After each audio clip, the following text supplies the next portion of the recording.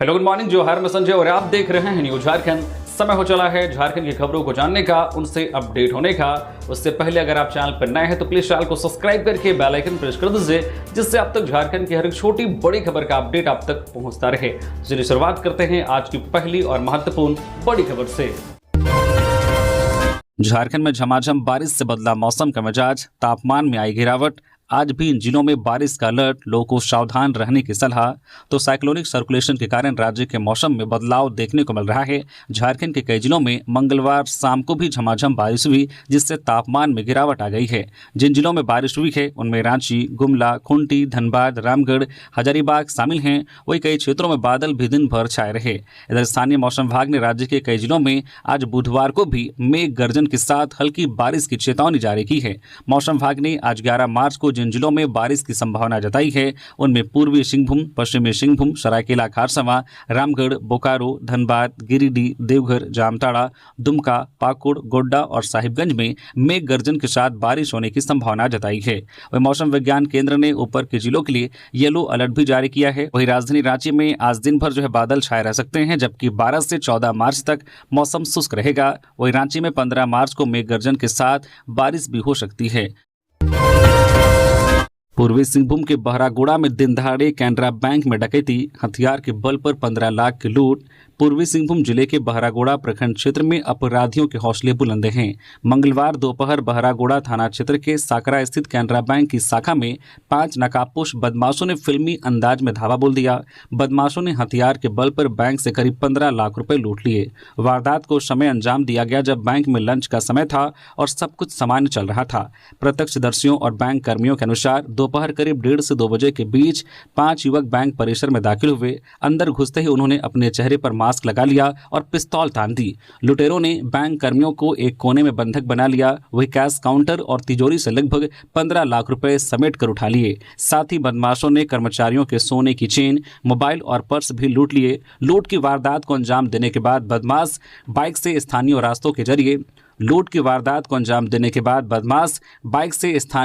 के जरिए पश्चिम बंगाल की ओर भाग निकले। पीछा होने के डर से बदमाशों ने लूट के मोबाइल फोन रास्ते में ही फेंक दिए। उधर घटना की सूचना मिलते ही बहरागोड़ा पुलिस दलबल के साथ मौके पर पहुंची। फिलहाल पुलिस कई एंगल से मामले की जांच में जुटी है। साथ ही बैंक के अंदर और बाहर लगे कैमरों को खंगाला जा रहा है ताकि अपराधियों की पहचान हो सके। पुलिस बैंक कर्मियों और आसपास के दुकानदारों से बदमाशों के हुलिये और बाइक नंबर की जानकारी जुटा रही है।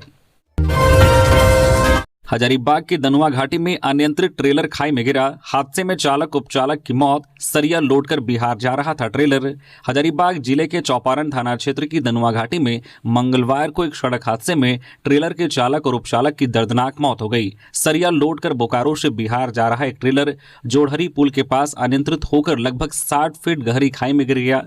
जानकारी के अनुसार ट्रेलर को पंकज कुमार 35 वर्षीय चला रहे थे, जो भोजपुर बिहार के हकर कपूर निवासी ब्रजनंदन यादव के पुत्र थे। दुर्घटना में उपचालक की मौके पर ही मौत हो गई। चालक ने इलाज के दौरान दम तोड़ दिया। चौपारण थाना प्रभारी सरोज सिंह चौधरी ने घटना की पुष्टि की। उन्होंने बताया कि पुलिस ने दोनों शवों को पोस्टमार्टम के लिए भेज दिया है। दुर्घटना के कारणों की जांच की जा रही है। इस घटना के बाद स्थानीय लोगों ने सड़क सुरक्षा पर सवाल उठाए हैं। ग्रामीणों का कहना है कि जोड़ रही पुल का डिवाइडर लंबे समय से क्षतिग्रस्त है और इसकी मरम्मत नहीं कराई गई है। लोगों ने राष्ट्रीय राजमार्ग प्राधिकरण NHAI पर लापरवाही का आरोप लगाया है, जिस कारण इस स्थान पर लगातार दुर्घटनाएं हो रही हैं। पश्चिमी सिंहभूम में नाबालिग को वीडियो दिखाने के बहाने चाचा ले गया खलिहान, डरा धमका कर रिश्तों को किया तार तार। पश्चिमी सिंहभूम जिले में हैवानियत का एक ऐसा मामला सामने आया है जिसने रिश्तों की सारी मर्यादाओं को तार तार कर दिया। यहाँ एक व्यक्ति ने 15 साल की अपनी चचेरी भतीजी के साथ हैवानियत की सारी हदें पार कर दी। इतना ही नहीं, नाबालिग के द्वारा दुष्कर्म की जानकारी अपने परिजनों को देने पर पूरे परिवार को जान से मारने तक की धमकी दे डाली। यह पूरा मामला हाटगमरिया थाना क्षेत्र का है, जहाँ 15 साल की नाबालिग बच्ची अपने चचेरे चाचा के घर गई थी। घर में चाचा एक कमरे में नाबालिग के साथ बैठा था, जहां हैवान ने नाबालिग को बहला फुसलाकर उसे अपने मोबाइल पर फिल्म दिखाया। इसके बाद आरोपी किशोरी को घर से थोड़ी दूर खलिहान पर ले गया, जहां उसने किशोरी के साथ दुष्कर्म की घटना को अंजाम दिया।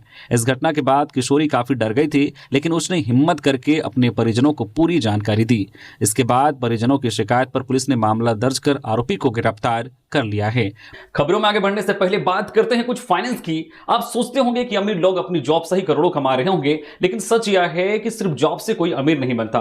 उन्होंने अपनी इनकम को स्टॉक मार्केट में इन्वेस्ट करके पैसा बनाया है, पर अक्सर लोगों को यह आइडिया नहीं होता है कि शुरू कहां से करें। इसलिए मैं आपको इंट्रोड्यूस करवाना चाहता हूं मार्केट उल्फ से। मार्केट उल्फ यह एक सेबी रजिस्टर्ड ऐप है जो इंडिया में काफी तेजी से बढ़ रहा है। इसमें एनालिस्ट आपको हर रोज बताते हैं कि किस में इन्वेस्ट करना चाहिए, वो भी बिल्कुल फ्री में। चलो मैं आपको दिखाता हूं कि क्यों यह ऐप जो है इन्वेस्टिंग के लिए परफेक्ट है। देखिए यहाँ पे मैंने लॉगिन कर लिया। यहाँ जो फॉलो ट्रेंड फीचर है, इसमें आपको जो है रियल टाइम वो ट्रेड्स दिखते हैं जिसमें लोगों ने जो है प्रॉफिट्स बनाए हैं, और आप या जो प्रॉफिटेबल ट्रेड्स एक टैप में ट्रेड ले सकते हो बिना कोई कैश वर्क के। तो देखिए मैंने यहाँ बस क्लिक किया फॉलो ट्रेंड पर, ट्रेड को प्लेस किया और बस मेरा ट्रेड चालू हो गया। आप यहां बहुत ही छोटी सी इन्वेस्टमेंट अमाउंट से भी ट्रेडिंग शुरू कर सकते हैं। जिनको डर लगता है कि बड़ा नुकसान हो गया तो क्या करेंगे, उनका भी सॉल्यूशन है इनबिल्ड स्टॉप लॉस फीचर। मतलब जैसे ही लॉस एक लेवल तक पहुंचता है, यह खुद जो है स्टॉप लगा देता है ताकि आपका ज्यादा नुकसान ना हो। देखिए प्रॉफिट जो है ट्रेड के हिसाब से मूव कर रहा था, मैंने स्टॉप ट्रेड पर क्लिक किया और बस मुझे देखिए 2065 रुपए का प्रॉफिट्स बुक हो गया। मार्केट उल्फ ऐप आपको फ्री में रिकमेंडेशन भी देता है। यह देखिए इनके यूजर्स ने अब तक फरवरी में जो है 39,363, एक दिन में 15,239 और पिछले 2025 के पूरे साल में जो है 5,03,940 रुपए का प्रॉफिट बुक किया है। और इस प्रॉफिट पर मार्केट उल्फ का कोई कमीशन नहीं लगता। इस पूरी फैसिलिटीज को आप सिर्फ जो है 99 की लाइफ टाइम फीस में सुबह 9 से रात के 12 बजे तक यूज कर सकते हैं। मार्केट उल्फ ऐप के 2 मिलियन से ज्यादा डाउनलोड्स हो चुके हैं और इससे लोग अपना फाइनेंशियल फ्यूचर सिक्योर कर रहे हैं। तो लिंक जो है डिस्क्रिप्शन में दिया गया है, कमेंट में भी पिन किया हुआ है। Go and check out market wolf. चलिए फिर से हम लोग बढ़ते हैं अपने खबरों की ओर। गुमला में जंगली हाथी का कहर, दीवार को धक्का देकर गिराया, मलबे की चपेट में आने से 4 माह की बच्ची की मौत, मां घायल। गुमला जिले के करन थाना क्षेत्र के सरगांव पतरा टोली में सोमवार रात जंगली हाथी के हमले से 4 माह की एक बच्ची की मौत हो गई। इस हमले में बच्ची की मां घायल हो गई, जिसे प्राथमिक स्वास्थ्य केंद्र में भर्ती कराया गया है। परिजनों के अनुसार गांव के चंदन उरांव की पत्नी सुषमा उरांव अपनी 4 माह की बेटी अमिता उरांव और 4 वर्षीय मनीषा कुमारी के साथ एक कमरे में सो रही थी। तभी अचानक एक जंगली हाथी ने घर की दीवार को धक्का देकर गिरा दिया। दीवार के मलबे की चपेट में आने से अमिता के सिर और मुंह में गंभीर चोट आई, जिससे उसकी मौके पर ही मौत हो गई। सुषमा उरांव भी घायल हो गई, जबकि मनीषा कुमारी को मामूली खरोंचें आई है। हाथी के हमले के बाद गांव वाले शोरगुल करते हुए जागे और हाथी को जंगल की ओर खदेड़ दिया। इस घटना में घर का अन्य सामान भी क्षतिग्रस्त हो गया है। रांची सिविल कोर्ट को फिर मिली बम से उड़ाने की धमकी, पूरे परिसर की गई गहनता से जांच। रांची में सिविल कोर्ट को फिर से बम से उड़ाने की धमकी मिलने से हड़कंप मच गया। यह लगातार तीसरी बार है जब कोर्ट को इस तरह की धमकी मिली है। मेल के माध्यम से मिली धमकी के बाद रांची पुलिस की टीम ने तुरंत कोर्ट परिसर की तलाशी शुरू कर दी। मंगलवार को जांच के दौरान हालांकि कोई संदिग्ध वस्तु नहीं मिली। जानकारी के अनुसार इससे पहले 6 और 28 फरवरी को भी सिविल कोर्ट को बम से उड़ाने की धमकी मिली थी। इन घटनाओं के अलावा समाहरणालय भवन और पासपोर्ट कार्यालय को भी धमकी दी गई थी। इन सभी मामलों में पुलिस ने खोजबीन की, लेकिन किसी भी जगह कोई संदिग्ध या खतरनाक वस्तु नहीं मिली।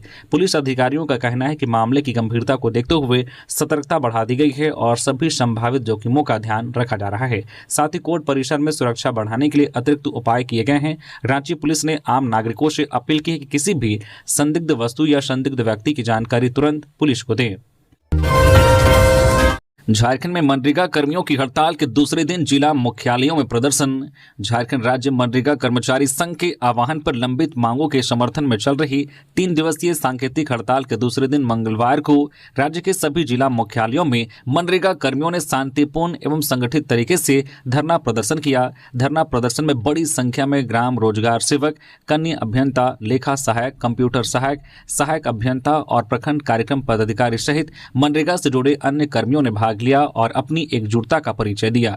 धरना को संबोधित करते हुए संघ के पदाधिकारियों और कर्मियों ने कहा कि पिछले 6 माह से अधिक समय से मनरेगा भुगतान लंबित है। साथ ही नियमितीकरण नीति के अभाव, राज्य मनरेगा कोषांग में कार्यरत पदाधिकारियों के समरूप वेतन संरचना लागू नहीं होने और समुचित सामाजिक सुरक्षा व्यवस्था के अभाव के कारण मनरेगा कर्मियों को गंभीर आर्थिक संकट का सामना करना पड़ रहा है। इसके बावजूद कर्मी दुरुस्त ग्रामीण क्षेत्रों में मनरेगा योजना के क्रियान्वयन में लगातार अपनी जिम्मेदारियों का निर्वहन कर रहे हैं। वक्ताओं ने कहा कि यह आंदोलन किसी टकराव की भावना से नहीं बल्कि अपने न्यायसंगत अधिकारों की प्राप्ति के लिए लोकतांत्रिक तरीके से किया जा रहा है। संघ ने राज्य सरकार से आग्रह किया है कि मनरेगा कर्मियों की समस्याओं को गंभीरता से लेते हुए जल्द सकारात्मक पहल की जाए और लंबित मुद्दों का समाधान किया जाए। उन्होंने कहा कि सरकार की ओर से यदि कोई ठोस पहल नहीं होती है तो संगठन द्वारा 12 मार्च से अनिश्चितकालीन हड़ताल शुरू की जाएगी। विदेश में मजदूर की मौत होने पर प्लेन से सौलाएगी झारखंड सरकार। मंत्री, विदेश में किसी प्रवासी मजदूर की मौत होने पर उनके शव को भारत लाने के लिए रेल या हवाई यात्रा का पूरा खर्च राज्य सरकार वहन करेगी। ये बातें मंत्री संजय प्रसाद यादव ने विधानसभा के बजट सत्र के दौरान श्रम, नियोजन, कौशल विकास एवं उद्योग विभाग की कटौती प्रस्ताव के बाद मांगों पर चर्चा के दौरान मंगलवार को सदन में जवाब देते हुए कही। उन्होंने कहा कि सरकार प्रवासी श्रमिकों के हितों की रक्षा और उनके परिवारों को सहायता देने के लिए लगातार प्रयासरत है। उन्होंने कहा कि दुर्घटनाओं में मौत के शिकार हुए 273 प्रवासी श्रमिकों के परिजनों को अब तक 2,85,00,000 रुपए की सहायता राशि दी जा चुकी है। वहीं 219 प्रवासी मजदूरों के शव को उनके पैतृक निवास तक लाने के लिए 1,06,55,000 रुपए की सहायता राशि उपलब्ध कराई गई है। मंत्री ने बताया कि विदेशों में काम कर रहे 6 मजदूरों की मौत होने पर उनके परिवारों को 30 लाख रुपए की सहायता राशि दी गई है। इसके अलावा झारखंड राज्य प्रवासी सुलभ योजना के तहत राज्य मुख्यालय में प्रवासी नियंत्रण कक्ष बनाए जाएंगे। साथ ही 5 अन्य राज्यों में भी ऐसे नियंत्रण कक्ष खोले जाने की योजना है ताकि प्रवासी श्रमिकों की समस्याओं का त्वरित समाधान किया जा सके। गिरिडीह के बेंगाबाद में जमीन विवाद, 2 पक्षों में संघर्ष, दर्जन भर घायल। पुलिस ने स्थिति को किया नियंत्रित, 5 लोगों को लिया हिरासत में। गिरिडीह जिले के बेंगाबाद थाना क्षेत्र के बहादुरपुर गांव में मंगलवार को जमीन की हिस्सेदारी को लेकर 2 पक्षों में हिंसक झड़प हो गई। इस दौरान लाठी डंडे चले और एक दूसरे के घरों में आगजनी का आरोप भी लगाया गया। घटना में करीब दर्जन भर लोग घायल हुए हैं। विवाद की सूचना मिलते ही बेंगाबाद थाना पुलिस मौके पर पहुंची। पुलिस ने अग्निशामक दल को बुलाकर एक झोपड़ीनुमा मकान में लगी आग पर काबू पा लिया। पुलिस ने स्थिति को नियंत्रित करते हुए 5 लोगों को हिरासत में लिया है। झड़प में एक पक्ष से मंटू साव, मिथन साव, उनकी पत्नी बबीता देवी, गोविंद साव, फूलचंद साव, गुलटन साव और विकास साव घायल हुए हैं। फूलचंद साव को सिर में गंभीर चोट लगने के कारण बेहतर इलाज के लिए गिरिडीह सदर अस्पताल रेफर किया गया है। वहीं दूसरे पक्ष से टुनटुन साव, विष्णु साव और अमृत साव सहित करीब 5 लोग घायल हुए हैं। एक पक्ष के घायलों को बेंगाबाद सामुदायिक स्वास्थ्य केंद्र में भर्ती कराया गया है, जबकि दूसरे पक्ष के घायलों का इलाज गिरिडीह के एक निजी अस्पताल में चल रहा है। बताया गया कि दोनों पक्षों के बीच जमीन की हिस्सेदारी को लेकर लंबे समय से विवाद चल रहा था। यह विवाद मंगलवार को समय बढ़ गया जब एक पक्ष के गुलटन साव और अन्य लोग विवादित जमीन पर मकान निर्माण के लिए नींव की खुदाई कर रहे थे। इसी दौरान दूसरे पक्ष के लोचन साव व अन्य लोगों ने जमीन का बंटवारा होने के बाद ही निर्माण कार्य करने की बात कहते हुए काम रुकवा दिया। इसी बात को लेकर दोनों पक्षों में कहासुनी हुई, जो जल्द ही मारपीट में बदल गई। रसोई गैस सिलेंडर की बढ़ी कीमत के विरोध में प्रदर्शन, ग्रामीण महिलाओं ने केंद्र सरकार के खिलाफ की नारेबाजी, कीमत वृद्धि वापस लेने की मांग। घरेलू गैस सिलेंडर की कीमतों में हुई बढ़ोतरी के विरोध में पश्चिमी सिंहभूम जिले के तांतनगर प्रखंड में ग्रामीण महिलाओं ने प्रदर्शन किया। महिलाओं ने केंद्र सरकार के खिलाफ नारेबाजी की। यह विरोध प्रदर्शन आदिवासी कांग्रेस के राष्ट्रीय समन्वयक दीनबंधु बोयपाई के नेतृत्व में किया गया। प्रदर्शनकारी महिलाओं ने गैस सिलेंडर लेकर एक सांकेतिक पदयात्रा भी निकाली। प्रदर्शन कर रही महिलाओं ने बताया कि हाल ही में घरेलू गैस सिलेंडर की कीमत में 60 रुपए की बढ़ोतरी हुई है। इस वृद्धि से ग्रामीण और गरीब परिवारों पर अतिरिक्त आर्थिक बोझ पड़ा है। महंगाई के कारण पहले से ही घर का खर्च चलाना मुश्किल हो रहा था। गैस की कीमत बढ़ने से उनकी परेशानियां और बढ़ गई हैं। 14 मार्च से रांची अयोध्या के लिए चलेगी सीधी ट्रेन। हर शुक्रवार पुरलिया से शाम 5 बजे होगी रवाना। अगली रात 11 बजे आनंद विहार पहुंचेगी। रांची वासियों को जल्द ही पुरलिया से आनंद विहार के लिए नई एक्सप्रेस ट्रेन की सुविधा मिलने वाली है। रेलवे सूत्रों के अनुसार यह ट्रेन का उद्घाटन 14 मार्च को कोलकाता में प्रधानमंत्री नरेंद्र मोदी करेंगे। ZRUCC सदस्य अरुण चौधरी ने बताया है कि नई train Ranchi, Muri, Lohardaga, Tori, Barwadih, Latehar, Daltonganj, Garhwa road, Japla, Dehri on Sone, Sasaram, Pandit Deendayal Upadhyay junction, Varanasi, Ayodhya cantt, Lucknow, Bareilly और मुरादाबाद होते हुए आनंद विहार पहुंचेगी। रांची और आसपास के लोग उत्तर प्रदेश की राजधानी लखनऊ और अयोध्या के लिए ट्रेन मिलने से उत्साहित हैं। देवघर में 5 साइबर अपराधी गिरफ्तार, कस्टमर केयर अधिकारी बन करते थे ठगी। देवघर जिला पुलिस को साइबर अपराध के खिलाफ बड़ी सफलता हाथ लगी है। एसपी सौरभ के निर्देश पर साइबर थाना की टीम ने सारण थाना क्षेत्र के पुरनी करहैया जंगल में छापेमारी कर 5 साइबर अपराधियों को गिरफ्तार किया है। पुलिस को सूचना मिली थी कि जंगल में कुछ युवक फर्जी कस्टमर केयर अधिकारी बनकर ऑनलाइन ठगी कर रहे हैं। गिरफ्तार आरोपियों में असलम अंसारी, राहुल कुमार दास, आशीष यादव, विपिन कुमार यादव व नीतीश कुमार के रूप में हुई है। उनके पास से 7 मोबाइल फोन व 8 सिम कार्ड बरामद किए गए हैं। पुलिस जांच में पता चला है कि आरोपी गूगल पर फर्जी मोबाइल नंबर कस्टमर केयर के नाम से अपलोड कर लोगों को फोन कर झांसे में लेते थे। दिल्ली जयपुर हाईवे हादसे में 7 मजदूरों की मौत, मरने वालों में 2 झारखंड के गांव में मातम। हरियाणा के भिवाड़ी स्थित दिल्ली जयपुर हाईवे पर हुए भीषण हादसे में 7 मजदूरों की मौत हो गई, जिनमें झारखंड के पूर्वी सिंहभूम जिले के पोटका प्रखंड के 2 मजदूर भी शामिल हैं। मृतकों में पोटका थाना क्षेत्र के पोहित गांव निवासी भागीरथ गोप और संजीव गोप शामिल हैं। हादसे की खबर मिलते ही गाँव में मातम पसर गया और परिजनों का रो रो कर बुरा हाल है। दोनों युवक परिवार की आर्थिक स्थिति सुधारने के लिए कुछ समय पहले ही हरियाणा मजदूरी करने गए थे। जानकारी के अनुसार सोमवार रात भिवाड़ी के काबडियावास इलाके में सिग्नेचर ग्लोबल सोसाइटी के निर्माणाधीन साइट पर खुदाई का काम चल रहा था। इस दौरान अचानक मिट्टी धंस गई और वहां काम कर रहे कई मजदूर मलबे में दब गए। हादसे में कुल 7 मजदूरों की मौत हुई है, जबकि 4 अन्य मजदूर गंभीर रूप से घायल हो गए। घायलों को नजदीकी अस्पताल में भर्ती कराया गया है, जहां कुछ की हालत गंभीर बताई जा रही है। 20,000 करोड़ के निवेश से होगा औद्योगिक विकास, 15,000 नौकरियों का सृजन। मंत्री संजय यादव झारखंड विधानसभा के बजट सत्र में श्रम नियोजन, प्रशिक्षण एवं कौशल विकास विभाग और उद्योग विभाग की अनुदान मांगों पर चर्चा के बाद मंत्री संजय प्रसाद यादव ने मंगलवार को सरकार की ओर से विस्तृत जवाब दिया। उन्होंने कहा कि राज्य में करीब 20,000 करोड़ रुपए के निवेश से औद्योगिक विकास को गति मिलेगी, जिससे लगभग 15,000 नई नौकरियों का सृजन होने की संभावना है। सदन को संबोधित करते हुए मंत्री ने बताया कि वित्तीय वर्ष 2025-26 में अब तक 3,89,568 निर्माण श्रमिकों का निबंधन किया गया है। उन्होंने कहा कि सरकार श्रमिकों के कल्याण को लेकर गंभीर है।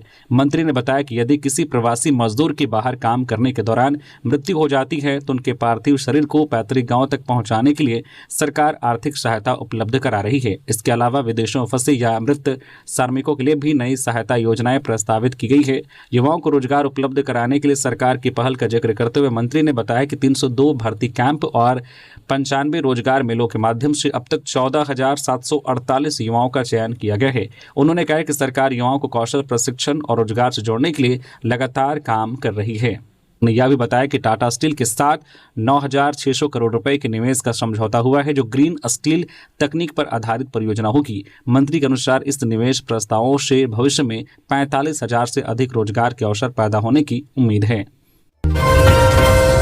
धनबाद में स्मार्ट बाजार की पार्किंग से दिन दहाड़े बाइक चोरी, घटना सीसीटीवी में कैद। धनबाद में बाइक चोरी की घटनाएं थमने का नाम नहीं ले रही है। ताजा मामला सरायढेला थाना क्षेत्र के स्मार्ट बाजार के पास का है।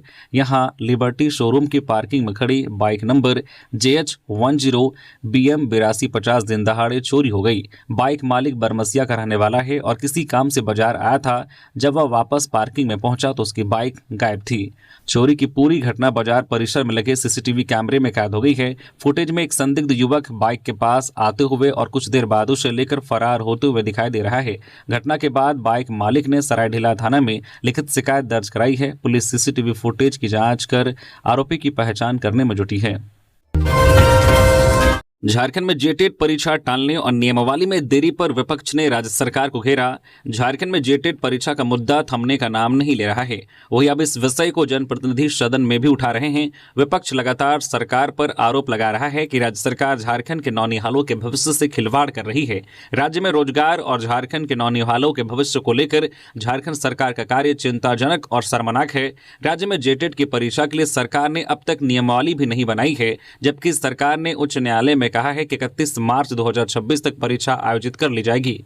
इन बचे 21 दिनों में कैसे नियमावली बन पाएगी और कब परीक्षा आयोजित की जाएगी, इस बारे में भी सरकार ने कोई स्पष्ट जवाब नहीं दिया है। गौरतलब है कि 2024 में नई नियमावली बनाने के नाम पर ही आवेदन लेने के बावजूद परीक्षा टाल दी गई थी। वही अब विपक्ष का कहना है कि 2 सालों में जो सरकार नियमावली भी नहीं बना पा रही है, उससे क्या उम्मीद की जा सकती है। एक तो सरकार उच्च न्यायालय की अवमानना कर रही है, दूसरी ओर झारखंड के युवाओं के भविष्य के साथ भी खिलवाड़ कर रही है। चतरा में भारतमाला प्रोजेक्ट मशीन से हादसा, बाइक सवार की मौके पर मौत। चतरा के प्रतापपुर स्थित अनंतपुर रोड पर भारतमाला परियोजना में लगी एक ग्रेडर मशीन की चपेट में आने से एक बाइक सवार की मौके पर ही मौत हो गई। यह घटना प्रतापपुर थाना क्षेत्र के चंद्री गोविंदपुर पंचायत स्थित पहाड़ी तर में मंगलवार को हुई। प्रत्यक्षदर्शियों के अनुसार भारतमाला प्रोजेक्ट के तहत मिट्टी भराई का काम चल रहा था। इसी दौरान एक बाइक सवार वहां से गुजर रहा था। ग्रेडर मशीन का चालक मशीन को पीछे की ओर ले जा रहा था और उसे बाइक सवार दिखाई नहीं दिया। इसके कारण मशीन का भारी भरकम पहिया सीधे बाइक सवार के सिर पर चढ़ गया। दुर्घटना इतनी भीषण थी कि युवक का सिर पूरी तरह से कुचल गया। वह लहूलुहान होकर ग्रेडर मशीन के नीचे फंस गया। जब तक लोग मदद के लिए दौड़ते, युवक की सांसें थम चुकी थी। हादसे की काफी देर बाद मृतक की पहचान हो पाई। मरने वाले युवक की पहचान शंकर यादव के रूप में हुई है। शंकर यादव बिहार के गया जिले की इमामगंज थाना क्षेत्र स्थित भटबिघा गांव के रहने वाले हैं। असम में बोले हेमंत सोरेन, इस बार भाजपा को पता चल जाएगा कि राजनीति आदिवासियों को भी आती है। अप्रैल मई में असम में विधानसभा का चुनाव संभावित है। इसको केंद्र में रखते हुए मुख्यमंत्री हेमंत सोरेन मंगलवार को असम पहुंचे। वहां उन्होंने कार्यकर्ता सम्मेलन को संबोधित किया। इस क्रम में वह भाजपा का नाम लिए बगैर उस पर खूब बिफरे। उन्होंने कहा कि इस बार के चुनाव में ऐसा प्रयास होगा कि उन्हें समझ में आ जाएगा कि राजनीति सिर्फ उन्हें ही नहीं आती, दलितों आदिवासियों को भी आती है। हेमंत सोरेन ने वहां के लोगों को समझाया, हम आर्थिक, सामाजिक और बौद्धिक रूप से अपने राजनीतिक दुश्मन से कमजोर हैं। अब लड़कर लेंगे झारखंड वाला नारा काम नहीं आएगा। अब बौद्धिक और कानूनी रूप से भी हमें लड़ाई लड़नी पड़ेगी। इसके लिए एकजुट होना होगा, क्योंकि असम में सत्ता में काबिज लोग कुछ देने वाले नहीं, क्योंकि ये व्यापारी हैं। व्यापारी हमेशा अपने लाभ का न्यूनतम हिस्सा ही मजदूरी में देता है। मुख्यमंत्री ने आगे कहा है कि इन्हें केवल गुजरात, मुंबई और दिल्ली का विकास करना है और इस विकास के लिए केवल मजदूर चाहिए और ये मजदूर आदिवासी, दलित और अल्पसंख्यक ही बने रहे। पलामू के सतबरवा पुलिस का एक्शन, 2 से 3 कट्ठा में लगी अवैध अफीम पोस्ता की खेती नष्ट। पलामू जिले में अवैध मादक पदार्थों की खेती के विरुद्ध लगातार अभियान चलाए जा रहे हैं। इसके तहत मंगलवार को सतबरवा थाना क्षेत्र अंतर्गत ग्राम पिड़िया जंगल क्षेत्र में अवैध रूप से की जा रही अफीम पोस्ता की खेती को विनष्ट किया गया। प्राप्त सूचना के आधार पर सतबरवा थाना की पुलिस टीम द्वारा उक्त क्षेत्र में छापेमारी की गई। छापेमारी के दौरान जंगल क्षेत्र में लगभग 2 से 3 कट्ठा जमीन में अवैध रूप से अफीम पोस्ता की खेती लगी हुई पाई गई। तत्पश्चात पुलिस बल द्वारा मौके पर ही उक्त अवैध अफीम पोस्ता की फसल को नष्ट कर दिया गया। इस संबंध में अवैध अफीम की खेती में संलिप्त लोगों की पहचान करने का प्रयास किया जा रहा है और विधि सम्मत कार्रवाई की जाएगी। हजारीबाग में देर शाम धूमधाम से निकला शहर से लेकर गांव तक रामनवमी का पहला मंगला जुलूस। रामनवमी के पावन अवसर पर पहला मंगला जुलूस धूमधाम से निकाला गया। हजारीबाग की ऐतिहासिक रामनवमी के उपलक्ष्य में चैत्र महीने के हर मंगलवार को यह जुलूस निकालने की परंपरा रही है। शहर के कई अखाड़ों ने मंगला जुलूस निकालकर इस परंपरा का पालन किया। होली के बाद पड़ने वाले पहले मंगलवार से रामनवमी तक चलने वाला मंगला जुलूस 100 साल से अधिक पुरानी एक पारंपरिक उत्सव परंपरा है। इसमें विभिन्न अखाड़ों के राम भक्त पारंपरिक शस्त्रों, तलवार, लाठी के साथ शोभा यात्रा निकाली और हनुमान जी की प्रतिमा के साथ शौर्य प्रदर्शन किया। यह जुलूस होली के बाद के पहले मंगलवार को शुरू होकर रामनवमी तक हर मंगलवार को निकलता है, जिसमें शहर से लेकर ग्रामीण इलाकों में सैकड़ों अखाड़े अपने अपने क्षेत्र में भाग लेते हैं। राम भक्त पारंपरिक वेशभूषा में तलवारबाजी और लाठी चलाने जैसे युद्ध कला का प्रदर्शन करते हैं। गिरिडीह में 2 बाइक चोर गिरफ्तार। पूछताछ के बाद 9 चोरी की मोटरसाइकिलें बरामद। पुलिस नेटवर्क की जांच में जुटी। गिरिडीह पुलिस ने वाहन चेकिंग के दौरान 2 बाइक चोरों को गिरफ्तार किया है। उनकी निशानदेही पर छापेमारी कर रॉयल एनफील्ड समेत कुल 9 चोरी की मोटरसाइकिलें बरामद की गई। पुलिस इस चोरी के नेटवर्क से जुड़े अन्य लोगों की तलाश कर रही है। एसपी डॉक्टर विमल कुमार को गुप्त सूचना मिली थी कि वाहन चोरी में संलिप्त अपराधी जिले में सक्रिय हैं। इस सूचना के आधार पर एसपी के निर्देश पर पचम्बा थाना क्षेत्र में विशेष एंटी क्राइम वाहन चेकिंग अभियान चलाया गया। इस अभियान के तहत बनखजो पुल के पास वाहन जांच के दौरान एक बाइक पर सवार 2 युवक पुलिस को देखकर भागने लगे। पुलिस ने तत्परता दिखाते हुए उनका पीछा कर उन्हें पकड़ लिया। पूछताछ में वे बाइक के वैध दस्तावेज प्रस्तुत नहीं कर सके। कड़ी पूछताछ में दोनों ने स्वीकार किया है कि मोटरसाइकिल चोरी की थी और वे उसे बेचने के लिए ग्राहक तलाश कर रहे थे। आरोपियों की निशानदेही पर पुलिस ने छापेमारी कर TVS Apache, royal Enfield bullet, royal Enfield classic और हीरो स्प्लेंडर जैसी कुल 9 चोरी की मोटरसाइकिल बरामद की है। गिरफ्तार आरोपियों की पहचान शक्ति चौधरी पिता स्वर्गीय विनोद चौधरी और दीपक चौधरी पिता श्याम सुंदर चौधरी के रूप में हुई है। दोनों बेंगाबाद थाना क्षेत्र के खुंटाबाद गांव के निवासी हैं। मानदेय बढ़ाने की मांग पर हजारीबाग में रसोइयों संयोजिकाओं का प्रदर्शन, आंदोलन तेज करने की चेतावनी। हजारीबाग में मंगलवार को दर्जनों की संख्या में रसोइयों और संयोजिकाओं ने अपनी लंबित मांगों को लेकर प्रदर्शन किया। बड़ी संख्या में रसोइया और संयोजिकाएं उपायुक्त कार्यालय पहुंची और अपनी मांगों के समर्थन में नारेबाजी की। उनका कहना है कि साल 2004 से राज्य के सरकारी और अल्पसंख्यक विद्यालयों में आदिवासी, दलित और पिछड़े वर्ग की गरीब महिलाएं रसोइया और संयोजिकाओं के रूप में कार्य कर रही हैं। उन्होंने कहा कि इन महिलाओं ने करीब 21 वर्ष तक विद्यालयों में सेवा दी है, लेकिन आज भी उन्हें न्यूनतम वेतन और सम्मानजनक मानदेय नहीं मिल रहा है। झारखंड प्रदेश विद्यालय रसोइया संयोजिका अध्यक्ष संघ का आरोप है कि वर्तमान में रसोइयों को लगभग 100 रुपये प्रतिदिन के हिसाब से मानदेय दिया जा रहा है, जबकि संयोजिका और अध्यक्ष से बिना किसी मानदेय के ही काम लिया जा रहा है। इसे अन्यायपूर्ण बताते हुए संघ ने सरकार से न्यूनतम वेतन लागू करने की मांग की है। प्रदर्शन के दौरान संघ ने यह भी कहा है कि राज्य के कई विद्यालयों में रसोइयों को हटाने की धमकी दी जा रही है और कुछ स्थानों पर उन्हें काम से हटा भी दिया गया है। संघ ने सभी हटाए गए कर्मियों को दोबारा काम पर रखने की मांग की है। इसके अलावा कार्य के दौरान दुर्घटना या मृत्यु होने की स्थिति में 10 लाख रुपए का बीमा, पेंशन योजना, पीएफ और ग्रेजुइटी लागू करने की मांग की है। संघ ने चेतावनी दी है कि यदि उनकी मांगों पर जल्द सकारात्मक निर्णय नहीं लिया गया तो राज्य भर में चल रही हड़ताल और तेज किया जाएगा। 3 दिवसीय दौरे पर आज झारखंड आएंगे कांग्रेस के झारखंड प्रभारी के राजू आज 11 से 13 मार्च तक झारखंड के 3 दिवसीय दौरे पर रहेंगे। कांग्रेस के मीडिया चेयरमैन सतीश पॉल मुंजनी ने बताया कि इस दौरान झारखंड प्रदेश कांग्रेस कमेटी के अध्यक्ष केशव महतो कमलेश भी उनके साथ विभिन्न कार्यक्रमों में शामिल रहेंगे।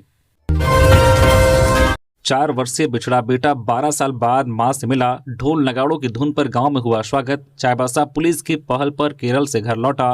पश्चिमी सिंहभूम जिले में 12 साल पहले परिवार से बिछड़ा बेटा मंगलवार को अपने परिजनों से मिला।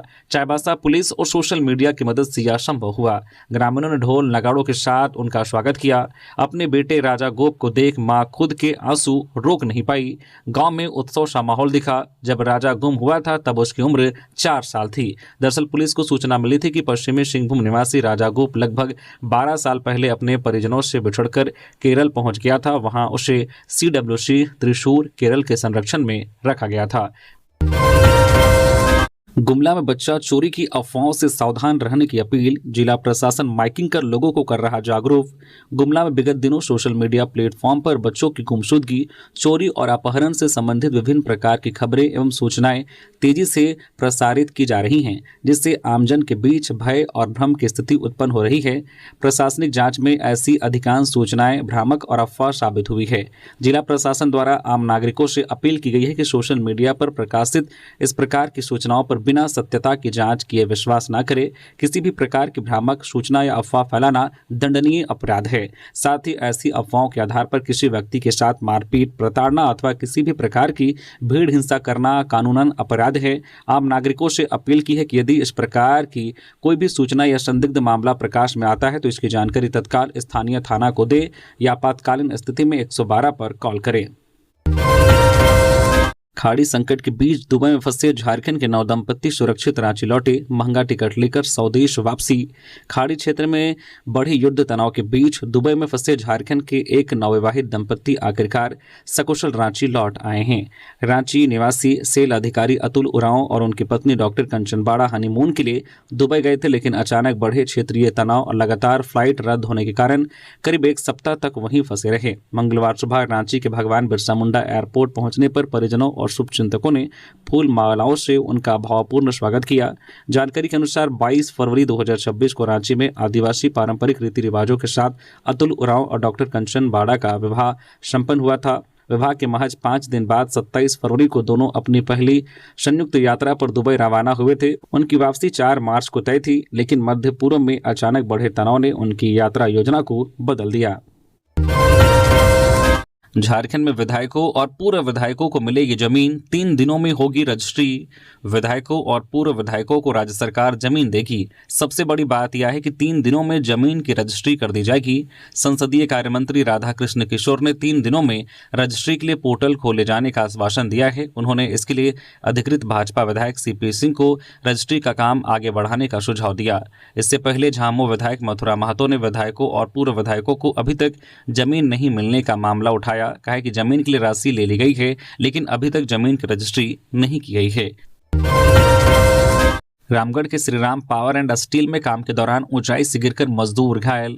रामगढ़ जिले के कुज्जू मुरपा स्थित निजी company Shriram power and steel private limited में मंगलवार को काम के दौरान ऊंचाई से गिरकर एक मजदूर विकास चौहान घायल हो गया। उसकी स्थिति गंभीर है। विकास चौहान 36 वर्षीय कंपनी में ठेकेदार राज चौहान के अधीन कार्यरत हैं। आरोप है कि मजदूर विकास चौहान बिना किसी सुरक्षा उपकरण की ऊंचाई में चढ़कर काम कर रहा था, तभी अचानक उसका पैर फिसल गया और जमीन पर गिरकर गंभीर रूप से घायल हो गया। आनंद फानन में उसे एम्बुलेंस से रांची रोड स्थित होप अस्पताल ले जाया गया, जहां उसका इलाज चल रहा है। डॉक्टरों के अनुसार उसकी हालत गंभीर है। उसके दाहिने कंधे और बाईं तरफ छाती की हड्डी में फ्रैक्चर है। स्थानीय लोगों का कहना है कि कंपनी में कुछ साल पहले भी फर्नेस फटने से एक कर्मचारी की मौत हो गई थी। उन्होंने आरोप लगाया कि कंपनी प्रबंधन सुरक्षा की अनदेखी कर रहा है। यहाँ कर्मचारियों को पर्याप्त सुरक्षा उपकरण मुहैया नहीं कराए गए हैं, जिसके कारण अक्सर दुर्घटनाएं होती रहती हैं।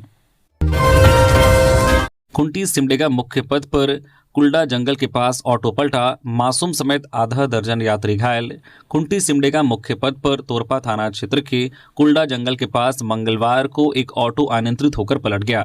इस दुर्घटना में 2 साल की एक मासूम बच्ची सहित करीब आधा दर्जन यात्री घायल हो गए। सभी घायलों का इलाज तोरपा रेफरल अस्पताल में चल रहा है। घायलों में रनिया प्रखंड के तुरीगढ़ा गांव की सोमारी सायमुर्गा, उनकी 2 वर्षीय बच्ची आसियन सायमुर्गा, कुंती सायमुर्गा, सपना सायमुर्गा और ऑटो चालक आमोन तोपनो शामिल हैं। दुर्घटना के बाद कुछ देर के लिए मौके पर अफरा तफरी का माहौल बन गया। मिली जानकारी के अनुसार ऑटो तुरीगढ़ा गांव से यात्रियों को लेकर तोरपा बाजार की ओर जा रहा था। इसी दौरान कुल्डा जंगल के समीप सड़क पर 5 साइकिल सवार बच्चे स्टंट कर रहे थे। अचानक सामने बच्चों को देखकर चालक ने उन्हें बचाने के प्रयास में ऑटो को तेजी से मोड़ दिया। इस दौरान वाहन का संतुलन बिगड़ गया और ऑटो सड़क किनारे पलट गया।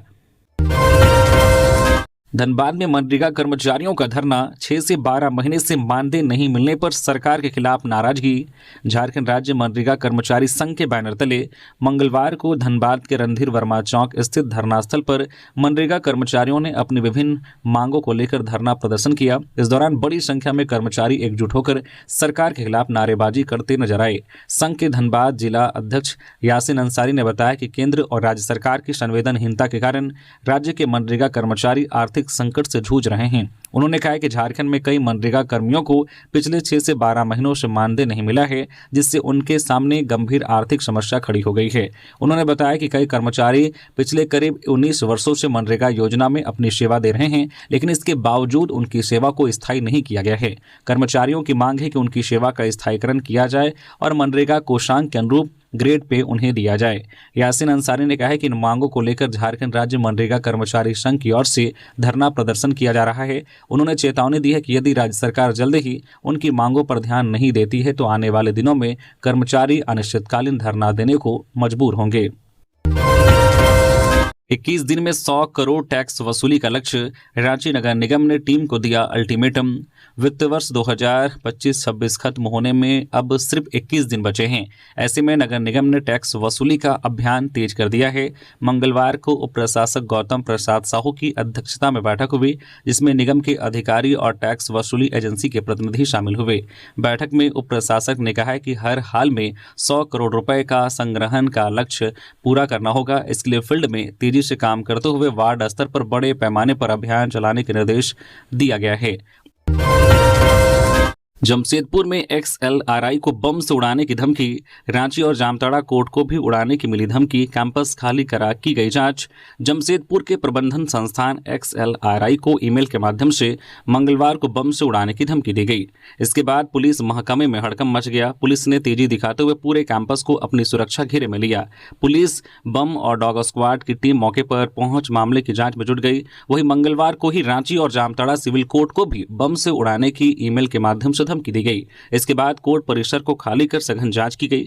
पुलिस सूत्रों से मिली जानकारी के अनुसार XLRI कॉलेज प्रबंधन को एक ईमेल के माध्यम से यह धमकी दी गई है। इसके बाद कॉलेज प्रबंधन की ओर से पुलिस को इसकी सूचना दी गई। इधर जामताड़ा जिला सिविल कोर्ट को ड्रोन बम से उड़ाने की धमकी मिलने के बाद पूरे न्यायालय परिसर में हड़कंप मच गया। ईमेल से धमकी कथित तौर पर तमिलनाडु के एक संगठन के नाम से भेजी गई बताई जा रही है। पलामू के मेदिनीनगर में दूध कारोबारी का शव तालाब से मिला, 8 मार्च से थे लापता। तालाब किनारे मिली साइकिल, शराब पीने की थी आदत। पलामू के मेदिनीनगर के शहर थाना क्षेत्र के काशीनगर रेडमा निवासी 58 वर्षीय दूध कारोबारी मोहन यादव का शव मंगलवार को जोगियाही तालाब से बरामद किया गया है। 8 मार्च की शाम से लापता मोहन यादव के शव मिलने से इलाके में सनसनी फैल गई। मृतक के पुत्र संतोष यादव ने बताया कि मोहन यादव 8 मार्च की शाम शहर के ठाकुरबाड़ी मोहल्ले में एक शादी समारोह में शामिल होने घर से निकले थे। देर रात तक घर नहीं लौटने पर परिजनों ने उसकी तलाश शुरू की, लेकिन उनका कोई सुराग नहीं मिला। मंगलवार को एक चारवाहे ने जोगियाही तालाब के पास एक साइकिल पड़े होने की जानकारी दी। जानकारी मिलने के बाद परिजन मौके पर पहुंचे, जहां तालाब किनारे मोहन यादव की साइकिल मिली।